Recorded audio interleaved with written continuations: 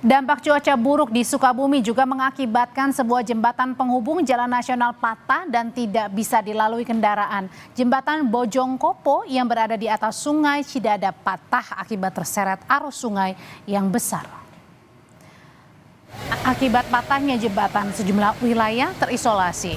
TNI dan relawan SAR gabungan membantu warga menyeberang menggunakan seutas tali. Jembatan yang patah ini merupakan satu-satunya akses jalan yang bisa dilalui masyarakat sekitar, sehingga warga tak punya cara lain selain melewatinya meski berbahaya.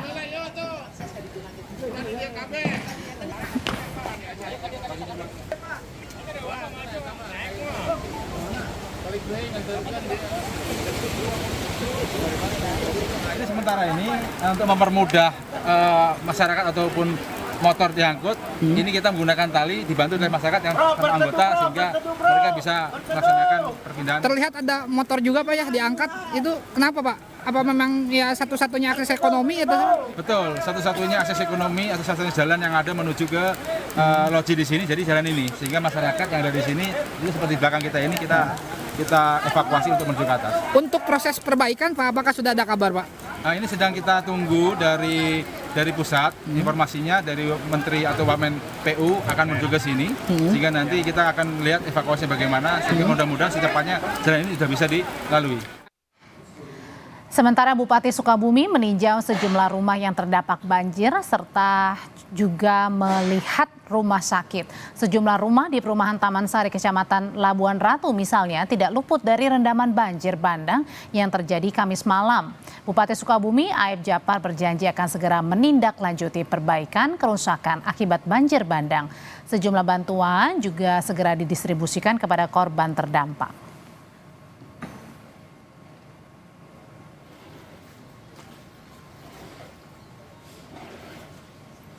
Di rumah sakit Labuan Ratu, jebol dari tanggul masuk airnya ke tempat rawat inap gitu ya. Di rumah sakit yang sekarang di perumahan Taman Sari juga masih banyak batuan yang timbul dari atas ya turun ke bawah sehingga banyak juga rumah-rumah yang jebol termasuk ke daerah roda 4 dan roda 2. Nanti akan dimusyawarahkan untuk penanggulangan seperti ini. Dan ini ada di atas itu ada seperti bekas galian-galian batu yang perlu disekap nanti ke depannya. Kita bergabung dengan jurnalis Kompas TV Insan Maulana yang berada di lokasi terdampak banjir Sukabumi. Insan, kalau sekarang bagaimana penanganan banjir di Sukabumi? Bagaimana juga dengan korban yang hilang? Sudah ditemukankah? Ya, terima kasih Audrey dan juga saudara. Memang dampak banjir yang memang sebelumnya terjadi pada malam kemarin, saat ini kondisinya sudah surut, Audrey.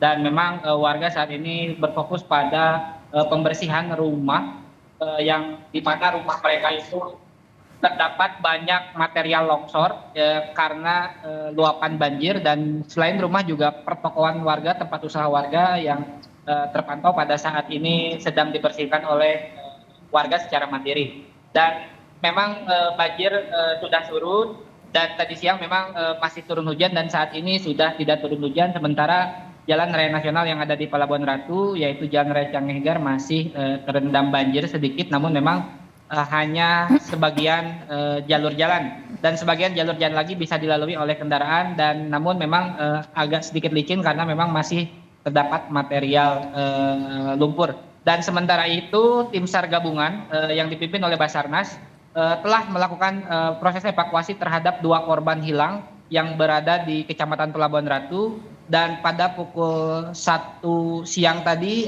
korban sudah ditemukan, yaitu seorang ibu dan seorang anak tertimbun di dalam reruntuhan rumahnya karena terseret banjir. Dan posisi ketika ditemukan saat itu seorang ibu dan anak ini sedang berpelukan dalam kondisi meninggal dunia, dan korban pun sudah dievakuasi dan dibawa ke kamar mayat RSUD Pelabuhan Ratu. Dan hingga saat ini ada 5 orang lagi yang dinyatakan hilang dan belum ditemukan di 2 kecamatan, yaitu di Kecamatan Lengkong ada 3 orang dan di Kecamatan Simpenan ada 2 orang. Dan ke-5 orang ini bukan terseret banjir melainkan informasinya tertimbun longsor. Namun memang setelah proses evakuasi berjalan di di Pelabuhan Ratu ini terhadap 2 orang, tim SAR gabungan saat ini sedang melakukan koordinasi untuk bergeser, rencananya akan bergeser terlebih dahulu ke Lengkung. Karena sebenarnya untuk jarak dari Kecamatan Pelabuhan Ratu antara Lengkung dengan Simpenan sebenarnya dekat ke wilayah Simpenan, namun untuk akses jalur Simpenan itu masih tertutup longsor di beberapa luas dan juga jembatannya terputus sehingga kendaraan tidak bisa dilalui. Sehingga memang rencananya tim SAR besok akan melanjutkan proses pencarian ke wilayah Kecamatan Lengkong terlebih dahulu dengan menggunakan jalur wilayah Cikembar masuk ke Lengkong. Dan memang saat ini juga tim SAR masih berkoordinasi dengan BPBD terkait akses pembukaan jalan seperti itu. Ya, banjir dan longsor di Sukabumi mengakibatkan korban meninggal, korban hilang dan juga rumah rusak. Terima kasih laporannya langsung dari Sukabumi, Jawa Barat, jurnalis Kompas TV Insan Maulana.